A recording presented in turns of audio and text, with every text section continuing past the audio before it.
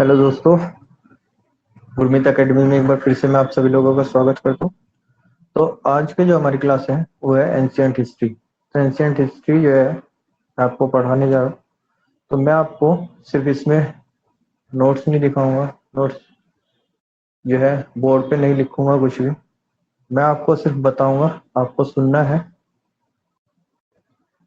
और जो पॉइंट आपको अच्छे लगे वो पॉइंट आपको नोट करने हैं। ठीक है, तो इसलिए वीडियो को जो है आप लोग पूरा देखें और साथ ही साथ जो है जो लोग फर्स्ट टाइम वीडियो देख रहे हैं वो चैनल को सब्सक्राइब कर लें ताकि सारी वीडियो उनके पास आती रहे।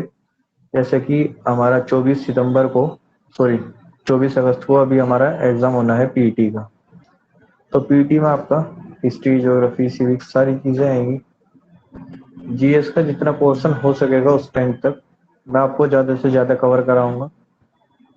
सारे पॉइंट वाइज मैं आपको बताता चलूंगा स्टार्टिंग से। ठीक है, तो चलिए शुरुआत करते हैं। सबसे पहले हम एंशियंट हिस्ट्री। हिस्ट्री जो हमारा 3 पार्ट में होता है कि पहला होता है हमारा प्राचीन इतिहास, दूसरा मध्यकालीन इतिहास और तीसरा होता है आधुनिक इतिहास। जो है अगर हम इंग्लिश में बात करते हैं तो इंग्लिश में होता है हमारा एंशियंट हिस्ट्री, दूसरा होता है मिडिवल हिस्ट्री और तीसरा होता है मॉडर्न हिस्ट्री। ये 3 हिस्ट्री होते हैं। तो हिस्ट्री में जो है हम सबसे पहले एंशियंट हिस्ट्री की बात करते हैं। प्राचीन भारत का जो इतिहास है उसकी बात करते हैं। तो प्राचीन भारत के इतिहास में सबसे पहले आपके पास एक टॉपिक आता है कि स्रोत, कि हमारे पास क्या स्रोत है। एंशियंट हिस्ट्री के स्रोत हमारे पास क्या है। तो प्राचीन भारत का जो इतिहास है उसे जानने के लिए हमारे पास 3 सोर्स होते हैं।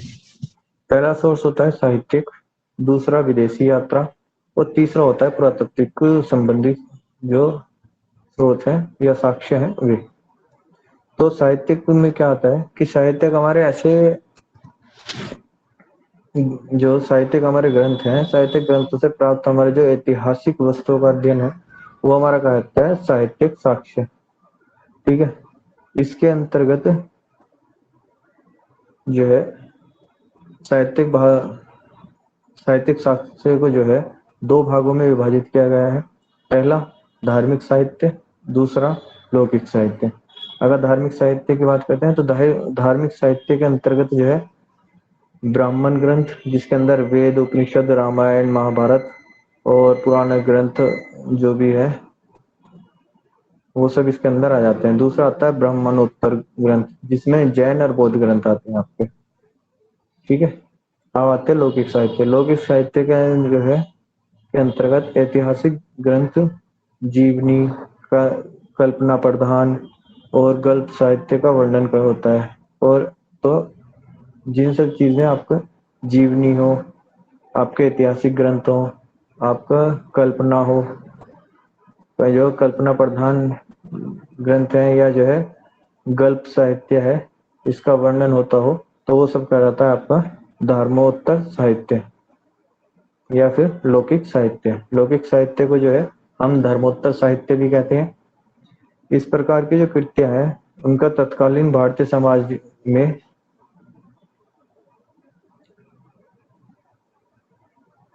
जो है भारतीय समाज के राजनीतिक एवं सांस्कृतिक इतिहास को जानने की काफी मदद मिली है। ऐसी रचनाओं में सर्वप्रथम उल्लेख अर्थशास्त्र का किया गया है और इसके अतिरिक्त मुद्रा राक्षस, अष्टाध्यायी और महाभाष्य, गार्गी साहित्य और हर्षचरित,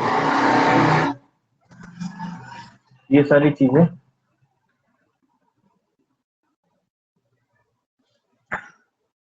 इसके अंदर रखी गई हैं। अब हर्षचरित हो गया, ये सारी चीजें इसके अंदर आ गई। आता है विदेशी यात्रा। दूसरा पॉइंट जो मैंने आपको बताया था विदेशी यात्राओं का जो वर्णन है। तो जो विदेशी यात्रियों और लेखकों का जो विवरण है इसकी जानकारी हमें 3 भागों से प्राप्त होती है। पहला क्या है कि पहला तो है हमारा यूनानी रोमन लेखक, दूसरा है चीनी लेखक और तीसरा है अरबी लेखक। ठीक है, तो टेसियस और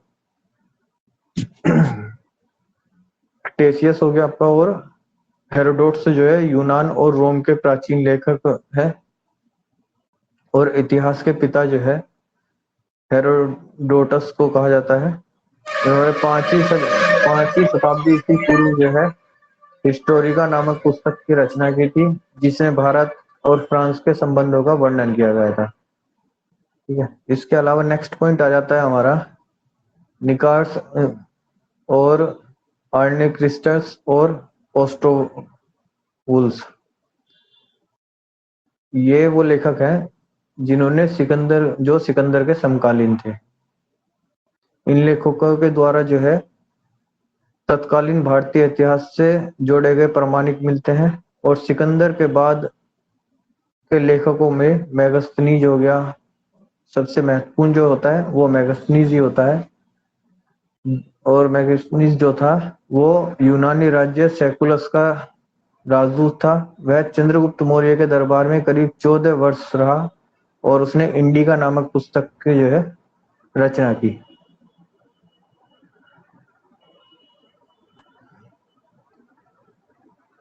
इंडिका नामक पुस्तक की रचना की। इसके बाद जो नेक्स्ट पॉइंट आता है, चीनी लेखकों का जो विवरण हमें मिलता है वो भी भारतीय इतिहास का प्रचुर प्रभाव डालता है। सभी चीनी यात्री जो है जैसे फायान हो गया, वेनसांग हो गया और इत्सागी जो है बौद्ध मतानुयायी थे, वो बौद्ध धर्म को मानने वाले थे। अब इसके अलावा जो नेक्स्ट पॉइंट बनता है इसमें कि पूर्व मध्यकालीन भारत के समाज और संस्कृति के विषय में जो संबंध में सर्वप्रथम विवरण अरबी व्यापारियों और लेखकों से प्राप्त होता है। इनके प्रमुख नाम अलरूनी, सुलेमान और अल-मसूदी था। तो ये तो कुछ स्रोत की बात हो गई। अब बात करते हैं हम इतिहास की। तो हिस्ट्री जो है हमारी अलग अलग काल के हिसाब से बटी हुई है। तो सबसे पहले हम बात करते हैं पाषाण काल की।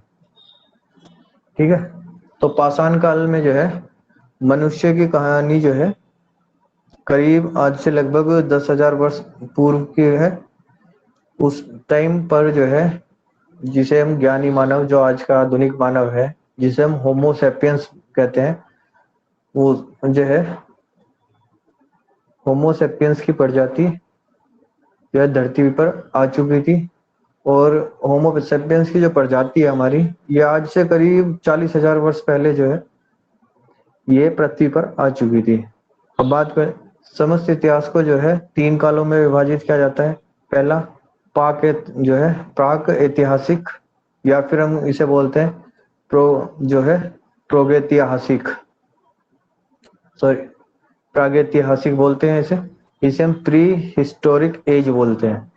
दूसरा आता है हमारा आद ऐतिहासिक काल, जिसे हम प्रोटो जो है हिस्टोरिक एज बोलते हैं। इसके अलावा तीसरा आता है हमारा ऐतिहासिक काल, जिसे हम हिस्टोरिक एज कहते हैं। तो प्रागैतिहासिक काल का जो लेखक है, लेखन कला का विकास नहीं हुआ उस टाइम पर। उस काल में उनकी जानकारी के स्रोत जो है पाषाण उपकरण जैसे पुरातत्व के साक्ष्य हैं। अगर हम बात करते हैं आदि ऐतिहासिक काल में जो है कि, तो आदि ऐतिहासिक काल में जो है लेखन कला का विकास हो गया था, परंतु यह अभी तक अपठनीय है। सिंधु घाटी सभ्यता की कालावधि को आदि ऐतिहासिक काल की संज्ञा दी जाती है। अब बात करते हैं प्रागैतिहासिक की काल की। प्रागैतिहासिक काल को जो है पाषाण काल भी कहा जाता है। इस काल को सभी पुरातत्व साक्ष्य पाषाण निर्मित हैं।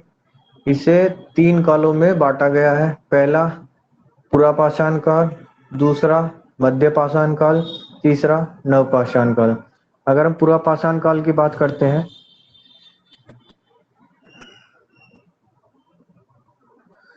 तो पुरापाषाण काल का आरंभ जो है आरंभिक काल पुरापाषाण काल के नाम से जाना जाता है। और भारत में सर्वप्रथम जो है 1863 ईस्वी में ब्रिटिश भूवैज्ञानिक हुए थे एक रॉबर्ट ब्रूस फुट। इन्होंने पल्लवपुरम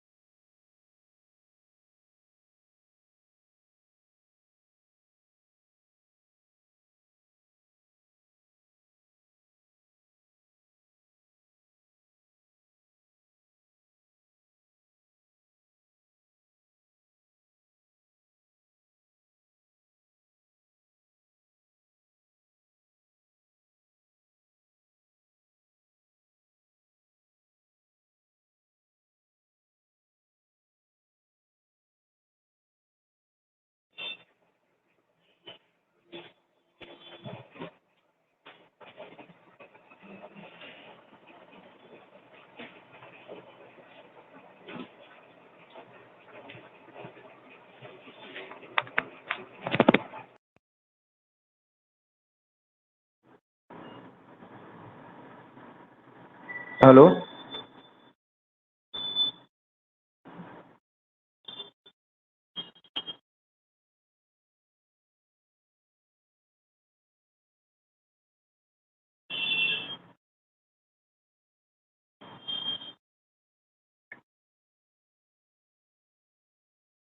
वीडियो स्टार्ट हो गया ना? ये मुझे तो दिखाई दे रहा है, बाकी देखते हैं। तो बात कर रहे थे हम पुरापाषाण काल की। पुरापाषाण काल का जो आरंभिक काल है वो पुरापाषाण काल के नाम से जाना जाता है। और भारत में सर्वप्रथम 1863 ईस्वी में जो है ब्रिटिश भूवैज्ञानिक जिनका नाम था रॉबर्ट ब्रूस रूट ने पल्लवपुरम में जो है मद्रास में सबसे पहले इसके साक्ष्य प्राप्त किए थे। उसके बाद 1935 ईस्वी में डीटेरा और पीटरसन नामक जो है दो वैज्ञानिक थे। उन्होंने शिवालिक पहाड़ियों से जो है शिवालिक की पहाड़ियों से आपके जो है महत्वपूर्ण पाषाण उपकरण प्राप्त करे थे। इसके अलावा पुरापाषाण काल को जो है 3 भागों में विभाजित किया जाता है। पहला नवीन पुरापाषाण काल, दूसरा मध्य पुरापाषाण काल और तीसरा उत्तर पुरापाषाण काल। अगर जो है निम्न पुरापाषाण काल की हम बात करते हैं तो इस काल में जो है पाषाण उपकरण सोहन नदी घाटी जो कि हमारा पाकिस्तान के पंजाब प्रांत में है, और सिंगरौली घाटी जो कि उत्तर प्रदेश में है, और इसके अलावा छोटा नागपुर और नर्मदा घाटी तथा समस्त भारत सिंधु एवं केरल नदी को छोड़कर वहां पर ये सारा एरिया ये पुरापाषाण काल की में यहाँ इन सब जगह पुरापाषाण काल के तत्व पाए जो है साक्ष्य हमारे पाए गए हैं। अब बात करते हैं मुख्य उपकरण की। तो मुख्य उपकरण उस समय पर क्या थे? तो मुख्य उपकरण जो थे हमारा सलक, गंडासा या फिर हमारा खंडक या फिर हस्त कुठार या फिर था हमारा बीट कासम। ये मुख्य उपकरण थे। और नर्मदा नदी से जो है होमो इरेक्टस की अस्थियों के अवशेष प्राप्त हुए हैं। इसके अलावा इस काल में सोहन संस्कृति, चापर चोपिंग, पेबुल संस्कृति तथा आपका हैंडसेक संस्कृति जो है ये भी कहा जाता है।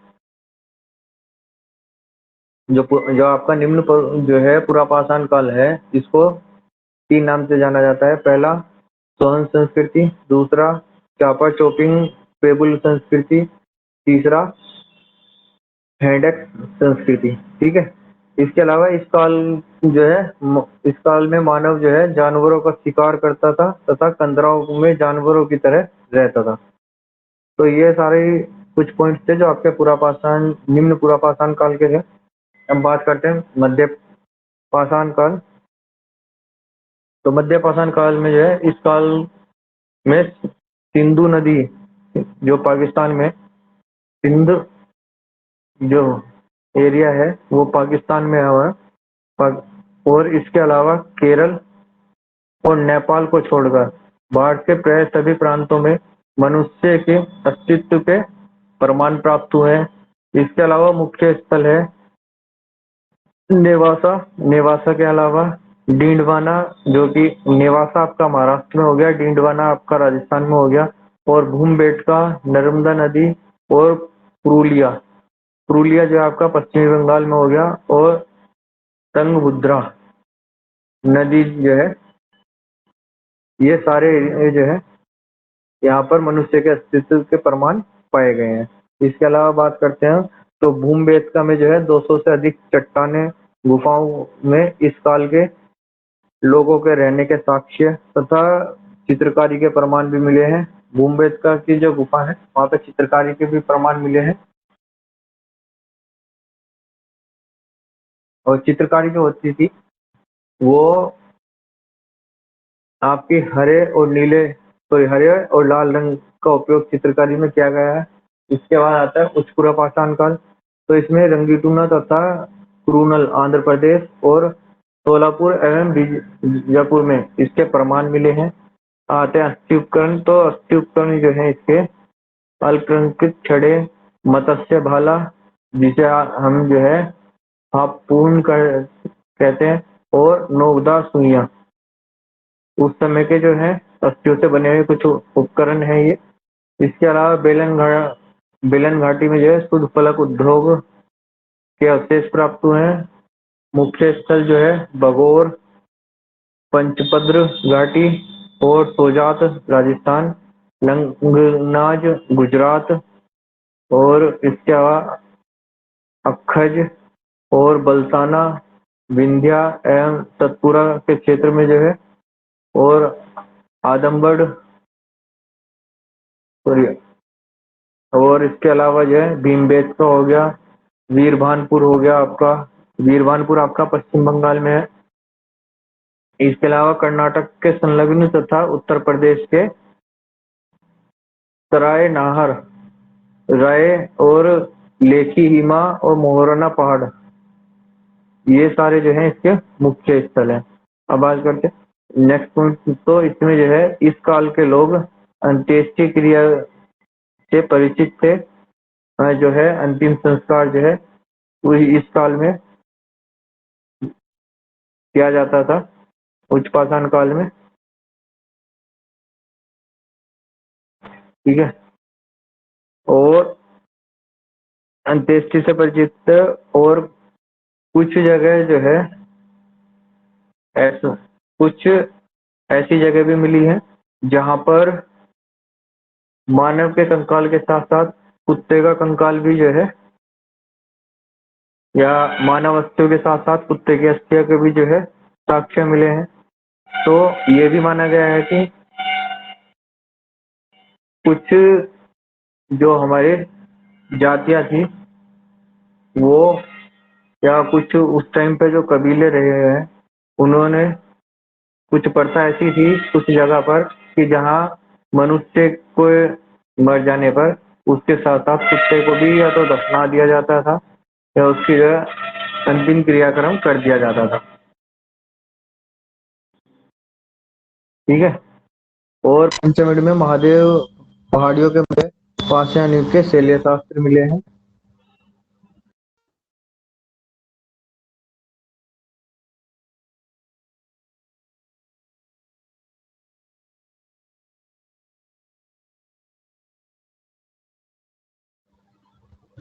तो महादेव पहाड़ियों के मध्य जो है में जो मध्य पाषाण युग के जो है शैल्य शास्त्र भी मिले हैं। अब बात आती है नवपाषाण।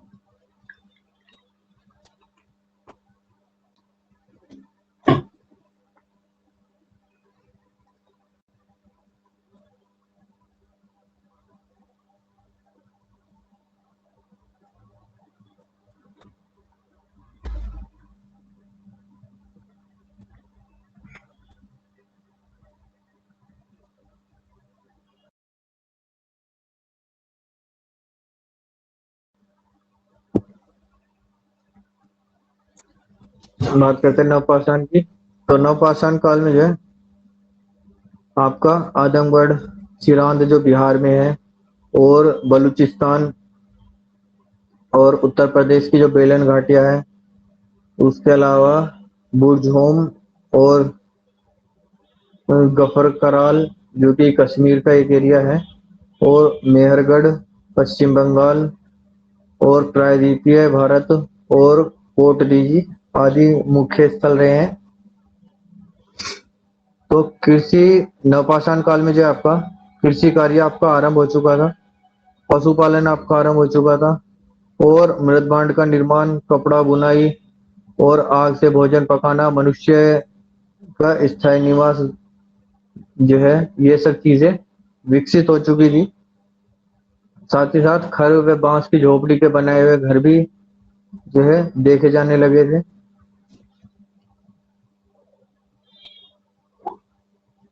और साथ साथ जो है नाव का निर्माण हो चुका था। इसके साथ जो है चिरांद और सेनर नामक स्थान जो है हड्डी के उपकरण के लिए प्रसिद्ध थे। बेलन घाटी उत्तर प्रदेश से जो है चावल के साक्ष्य मिले हैं और मेहरगढ़ से करीब 7000 ईस्वी पूर्व सर्वप्रथम जो है कृषि के साक्ष्य वहां से प्राप्त हुए हैं। और प्राचीनतम पशुपालन के साक्ष्य भी जो है वहीं पर आपके मिले हैं। और इसके अलावा बर्जहोम जो है कश्मीर में के निवासी जो है मृत भांडों का प्रयोग करते थे। मृत भांडों का मतलब ये था कि यहाँ मनुष्य को जो है दफनाने के साथ साथ कुत्ते को भी उसके जो है साथ दफना दिया जाता था। और कोल्डिवा से जो है चावल के साक्ष्य प्राप्त हुए हैं। मेहरगढ़ से जो है प्रारंभिक कृषि के साक्ष्य वो प्राप्त हुए हैं।